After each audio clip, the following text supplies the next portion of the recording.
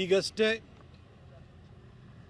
ನಾನು ನಮ್ಮ ಮಂಡಲ ಅಧ್ಯಕ್ಷರಾಗಿರುವಂಥ ದಿನೇಶ್ ಗೌಡರು, ನಮ್ಮ ಮಹಾನಗರ ಪಾಲಿಕೆ ಸದಸ್ಯರುಗಳಾಗಿರುವಂಥ ಸುಬ್ಬಯ್ಯನವರು, ನಮ್ಮ ಸತೀಶ್ ಅವರು ಹಾಗೂ ಮೈಸೂರು ಗ್ರಾಹಕರ ಪರಿಷತ್ತಿನಲ್ಲಿ ಅದರ ನೇತೃತ್ವವನ್ನು ವಹಿಸ್ಕೊಂಡಿರುವಂಥ SK ದಿನೇಶ್ ಅವರು ನಾವೆಲ್ಲ ಹೋಗಿ ಟೂರಿಸಮ್ ಜಾಯಿಂಟ್ ಡೈರೆಕ್ಟರ್ ಮೋತಿಲಾಲ್ ಅವರನ್ನು ಭೇಟಿಯಾಗಿದ್ದು. ಯಾಕೆಂತಂದರೆ ನಾನು ಸಂಸದನಾಗಿದ್ದಂಥ ಸಂದರ್ಭದಲ್ಲಿ ಚಾಮುಂಡಿ ಬೆಟ್ಟದ ಅಭಿವೃದ್ಧಿಗೆ ಪ್ರಸಾದ್ ಯೋಜನೆಯಡಿ 45,61,00,000 ರೂಪಾಯಿನ ತೊಗೊಂಬಂದಿದ್ದೆ. ಅದರ ಕಾಮಗಾರಿ ಇವತ್ತು ನಡೀತಾ ಇದೆ. ಹಾಗೆ ಮೈಸೂರು ವಸ್ತು ಪ್ರದರ್ಶನ ಪ್ರಾಧಿಕಾರದ ಮೈದಾನದ ಅಭಿವೃದ್ಧಿಗೋಸ್ಕರ, ಎಕ್ಸಿಬಿಷನ್ ಗ್ರೌಂಡಿನ ಅಭಿವೃದ್ಧಿಗೋಸ್ಕರವಾಗಿ ಸ್ವದೇಶ್ ದರ್ಶನಲ್ಲಿ ಪ್ರಾಜೆಕ್ಟನ್ನು ಅಪ್ರೂವಲ್ ಮಾಡಿಸಿದೆ. ಅದು 80 ಕೋಟಿಯಿಂದ 100-120 ಕೋಟಿವರೆಗೂ ಅದು ಕೊಡ್ತಾರೆ. ಮಿನಿಮಮ್ 80 ಕೋಟಿನ ಕೊಡ್ತಾರೆ. ಆ ಯೋಜನೆ ಅನುಷ್ಠಾನ ಆಗ್ತಾಯಿದೆ. ಅಲ್ಲಿ ನಾವು ಸ್ವದೇಶ್ ದರ್ಶನ್ ನಡಿಗೆ ಎಕ್ಸಿಬಿಷನ್ ಗ್ರೌಂಡನ್ನು ಡೆವಲಪ್ಮೆಂಟ್ ಮಾಡುವಂಥ ಸಂದರ್ಭದಲ್ಲಿ ಬೆಂಗಳೂರಿಗೆ ಒಂದು ಯೂನಿಟಿ ಮಾಲ್ ಅಂತ ಹೇಳಿ ಆಲ್ ವೆದರ್, ಅಂದರೆ ವರ್ಷದ 365 ದಿನವೂ ಕೂಡ ಎಕ್ಸಿಬಿಷನ್ ನಡೆಯುವಂತಹ ಒಂದು ಬೃಹತ್ ಕಟ್ಟಡವನ್ನು ನಿರ್ಮಾಣಕ್ಕೆ ಅದು ಸ್ವದೇಶ್ ದರ್ಶನಲ್ಲೇ ಅವರಿಗೊಂದು ಯೂನಿಟಿ ಮಾಲ್ ಸ್ಯಾಂಕ್ಷನ್ ಆಗಿತ್ತು. ಅದನ್ನು ನಮ್ಮೆಲ್ಲ ಅಧಿಕಾರಿಗಳ ಒಂದು ಸಹಕಾರದಿಂದಾಗಿ ಮೈಸೂರಿಗೆ ಕೊಟ್ಬಿಡಿ, ಮೈಸೂರಿನಲ್ಲೇ ಮಾಡಿಬಿಡೋಣ, ಮೈಸೂರು ಟೂರಿಸ್ಟ್ಗಳು ಜಾಸ್ತಿ ಬರುವಂಥದ್ದು, ಬೆಂಗಳೂರಲ್ಲೆಲ್ಲ ಒಂದು ಮೂಲೆಯಲ್ಲಿ ಹಾಕಿದರೆ ಉಪಯೋಗ ಇಲ್ಲ ಅಂತ ಹೇಳಿ ಇಲ್ಲಿಗೆ ತೊಗೊಂಬಂದು ನಮ್ಮ ಸರ್ಕಾರದ ಒಂದು ಆಶೀರ್ವಾದದಿಂದ ಇಲ್ಲಿ ತಂದು ಎಕ್ಸಿಬಿಷನ್ ಗ್ರೌಂಡಲ್ಲೇ 5 ಎಕರೆ ಜಾಗ ಕೊಟ್ಟು ಆ ಯೂನಿಟಿ ಮಾಲಿನ ಕನ್ಸ್ಟ್ರಕ್ಷನ್ನು ಕೂಡ ಪ್ರಾರಂಭವಾಗಿದೆ. ಈಗ ತಾತ್ಕಾಲಿಕವಾಗಿ ಕೋರ್ಟ್ನ ಸ್ಟೇ ಇದೆ. ಹಾಗಾಗಿ ಯೂನಿಟಿ ಮಾಲು ಇಲ್ಲೇ ಬಂದಿದ್ದರಿಂದಾಗಿ ಸ್ವದೇಶ್ ದರ್ಶನ್ನಲ್ಲಿ ಬಂದಂತಹ ದುಡ್ಡನ್ನು ಬೇರೆ ಬೇರೆ ಕಡೆ ಅಭಿವೃದ್ಧಿಗೆ ವಿನಿಯೋಗ ಮಾಡ್ಕೊಳ್ಳೋಣ ಅಂತ ಯೋಚನೆನ ಮಾಡಿ ಅದರಲ್ಲಿ ಸುಮಾರು 18.5 ಕೋಟಿ ರೂಪಾಯಿನ ಕಾರಂಜಿ ಕೆರೆಯ ಅಭಿವೃದ್ಧಿ, ಅದರಲ್ಲಿ ಜಿಪ್ ಲೈನ್ ಸಹಿತವಾಗಿ 18.5 ಕೋಟಿ ರೂಪಾಯಿನ ಅದಕ್ಕೆ ಅಲಾಟ್ ಮಾಡಿದ್ದು.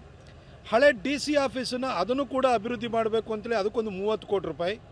ಹಾಗೆ ಟಾಂಗಾಗಳು ರಾತ್ರಿ ಟೂರಿಸ್ಟ್ಗಳು ಬಂದಾಗ ಟಾಂಗಾದಲ್ಲಿ ಹೋಗುವಂಥದ್ದು ಇದೆ. ಹಾಗಾಗಿ ಅವರ ಅನುಕೂಲಕ್ಕೂ ಕೂಡ ಟಾಂಗಾ ಸ್ಟ್ಯಾಂಡ್ಗಳನ್ನು ಮಾಡಬೇಕು ಅಂತಲೂ ಯೋಚನೆಯನ್ನು ಬಂತು.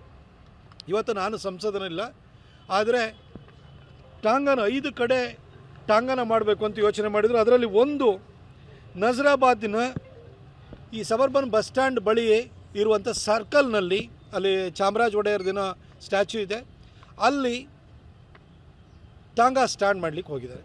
ಇದಕ್ಕೆ ಒಟ್ಟು ಈ 5 ಟಾಂಗಾ ಸ್ಟ್ಯಾಂಡ್ಗಳಿಗೆ 2,70,00,000 ರೂಪಾಯಿ ನಮ್ಮ ಕೇಂದ್ರ ಸರ್ಕಾರದ ಸ್ವದೇಶ್ ದರ್ಶನ್ ಯೋಜನೆಯಿಂದ ವಿನಿಯೋಗನೂ ಮಾಡ್ಕೊಳ್ತಿದ್ದಾರೆ.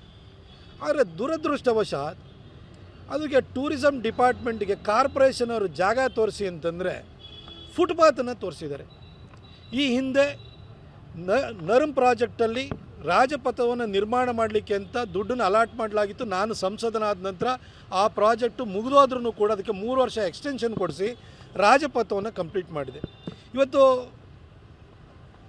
ದಸರಾ ಸಂದರ್ಭದಲ್ಲಿ ನಮ್ಮ ಏನು ವಿಜಯದಶಮಿ ದಿನ ನವರಾತ್ರಿ ಉತ್ಸವ ಏನು ಹೊರಡುತ್ತೆ, ನಮ್ಮ ಜಂಬೂ ಸವಾರಿ ಹೊರಡುತ್ತೆ, ಅದು ಅರಮನೆಯಿಂದ ಹೊರಗಡೆ ಬಂದು ಆ ಸರ್ಕಲ್ಗಳ ಮುಖಾಂತರವಾಗಿ ಬನ್ನಿ ಮಂಟಪಕ್ಕೆ ಹೋಗುತ್ತೆ. ಆದರೆ ಅಲ್ಲಿ ಓಡಾಡೋಂಥ ಜನ ಎಲ್ಲ ಫುಟ್ಪಾತ್ನಲ್ಲಿ ಓಡಾಡ್ತಾರೆ. ಆಮೇಲೆ ಅಲ್ಲಿ KR ಸರ್ಕಲ್ ಇರ್ಬೋದು, ತದನಂತರ ಚಾಮರಾಜ ಒಡೆಯರ್ದಿರ್ಬೋದು, ಹಾಗೆ R ಗೇಟ್ ಸರ್ಕಲ್ ಇರ್ಬೋದು, ಇವೆಲ್ಲವೂ ರೌಂಡ್ ಅಬೌಟ್ಸು. ಇಲ್ಲಿ ಜನ ಮಧ್ಯದಲ್ಲಿ ಓಡಾಡೋಕ್ಕಾಗಲ್ಲ. ಹಾಗಾಗಿ ಒಂದು ವಿಸ್ತೃತವಾಗಿರುವಂತಹ ಫುಟ್ಪಾತ್ಗಳನ್ನ ಕೊಡಲಾಗಿದೆ. ಆದರೆ ಇವತ್ತು ಆ ಫುಟ್ಪಾತ್ನೇ ಕಿತ್ತು ಅಲ್ಲಿ ಟಾಂಗಾ ಸ್ಟ್ಯಾಂಡ್ ಮಾಡಿದರೆ ಜನ ಇಲ್ಲಿ ಓಡಾಡಬೇಕು.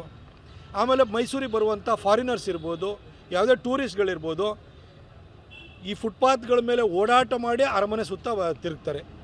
ಹಾಗೆ ಜನನೂ ಕೂಡ ಓಡಾಟ ಮಾಡಲಿಕ್ಕೆ ಅಲ್ಲೇ ಅನುಕೂಲ ಇರೋದು. ಅಲ್ಲಿ ಬಸ್ ಸ್ಟ್ಯಾಂಡಲ್ಲಿ ಇಳಿದಂಥವ್ರು ಕೂಡ ಇನ್ನೊಂದು ಕಡೆ ಹೋಗಬೇಕು, ಅಲ್ಲಿ ಎಲ್ಲರೂ ಒಂದು ಶಾಪಿಂಗ್ ಹೋಗಬೇಕು ಅಥವಾ ಏನೋ ಖರೀದಿ ಮಾಡೋಕ್ಕೆ ಹೋಗಬೇಕು ಅಂದರೆ ಫುಟ್ಪಾತ್ ಮುಖಾಂತರನೇ ಹೋಗಬೇಕು. ಫುಟ್ಪಾತನ್ನೇ ಕಿತ್ತರೆ ಜನ ಎಲ್ಲಿಗೆ ಹೋಗಬೇಕು? ರೋಡಲ್ಲಿ ಓಡಾಡೋಕ್ಕಾಗುತ್ತಾ? ಹಾಗಾಗಿ ನಾವಿವತ್ತು ಟೂರಿಸಮ್ JD ಅವ್ರನ್ನ ಭೇಟಿಯಾಗಿ ಇದನ್ನು ಕೂಡಲೇ ಕೈ ಬಿಡಬೇಕು. ಅದ್ರ ಜೊತೆಗೆ ಟಾಂಗಾ ಸ್ಟ್ಯಾಂಡ್ ಮಾಡೋದ್ರಿಂದ ಆ ಕತ್ತೆಯ ಉಚ್ಚೆ ವಾಸನೆ ಕುಡಿಯೋಕ್ಕೆ, ಅದರ ಲದ್ದಿ ವಾಸನೆ ಕುಡಿಯೋಕ್ಕೆ ಜನಕ್ಕೆ ಏನಾದ್ರೂ ಕೂಡ ಏನೋ ಅವ್ರಿಗೇನಾದ್ರು ಕರ್ಮನ ಅದು.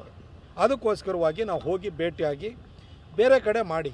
ಕಾಡಾ ಆಫೀಸ್ ಎದುರುಗಡೆನೂ ಕೂಡ ಜಾಗ ಇದೆ, ಅಲ್ಲಿರುವಂತಹ ಸ್ಥಳಗಳಲ್ಲಿ ನೀವು ನಿರ್ಮಾಣ ಮಾಡಿ.